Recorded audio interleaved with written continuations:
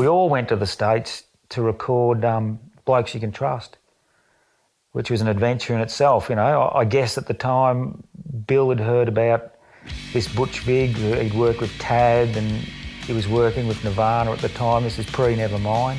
I'd never heard of him. So we'd organised to go to Smart Studios in Madison, Wisconsin, or is that Wisconsin, Madison? Yeah, Madison, Wisconsin. I thought, you know, at the time, I'll just get in touch with him, you know, I'll ring him up and say, we want to come over and have you produce our record. And that's exactly what I did, and he said, no worries. There was a tradition at Smart that when new bands came in, we would usually take them out on the town. Anyway, I had something going on, so I remember we loaded their gear in and sort of set everything up, and then we decided to go and have some dinner and some drinks. And I bailed early, so I got off easy that night. Butch says, well, you won't see much of me. These guys are going to be taking care of everything. You'll meet them in the morning. And the studio is on East Washington on the Near East Side, and it's a very blue-collar part of the city. And there was a bar right across the street, the Friendly Tavern, which actually was not that friendly, but we spent a lot of time there. I think by the time they got to the Crystal Corner, the Jägermeister had come out, and that's a particularly delicious / vile concoction it goes right to your skull. I think they were sort of hoping that if we all shared a bottle, we'd all be crook in bed. Well, many bottles later and many bars later, these blokes were just, they could hardly scratch themselves.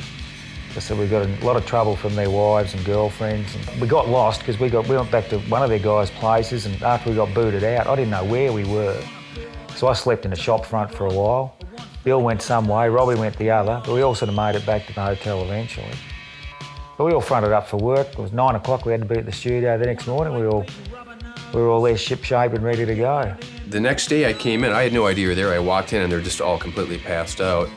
And everybody was so fucked up, like the staff from the studio didn't make it in. Steve didn't make it in. Doug, I think, made it in about 4 in the afternoon. And he was not a drinker either. And he tried to stay with the Cosmic Psychos, like drink for drink, which is a big, big mistake.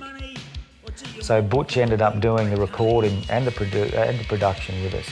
So we're pretty lucky. So we drank ourselves into a good position there. I think we immediately sent out for some beer to get some hair of the dog in your system. And I think I bought a couple cases of beer, and then Ross was like, oh, no. And I think he bought like 10 cases of beer. And we loaded him into the back of my car and took it back to the studio. I was like, okay, 10 cases of beer on day one. This is going to be a pretty interesting week. There were always some bands that sort of set the bar high for beer drinking in the studio. Killdozer was one. I think at the time they had set a record, and the Cosmic Psychos beat that in 7 days. I don't remember exactly where I was. It was probably getting close to 30 cases of beer. That's a lot of beer. Sort of they rose the occasion. I remember we started recording about 7 p.m. that night, you know, so they, as wickedly hungover as they were, they rose the occasion. But Butch was good to work with, really good.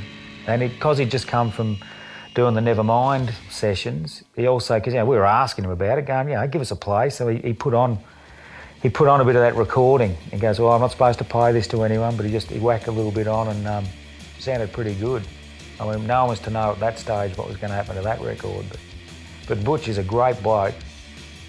Look, it was a fantastic experience. You know, Butch created this incredible sound for us.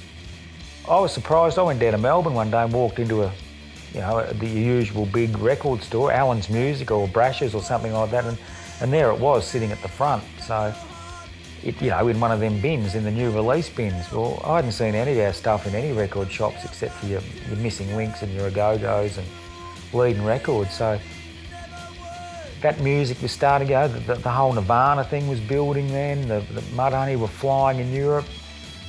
And just that kind of music scene was just starting to bubble. And I guess it was worth a punt to pump anything. And I guess even if we sounded like crap, we had a good name on the record cover in Butch Vig, so it might have just been his dial on there, who knows.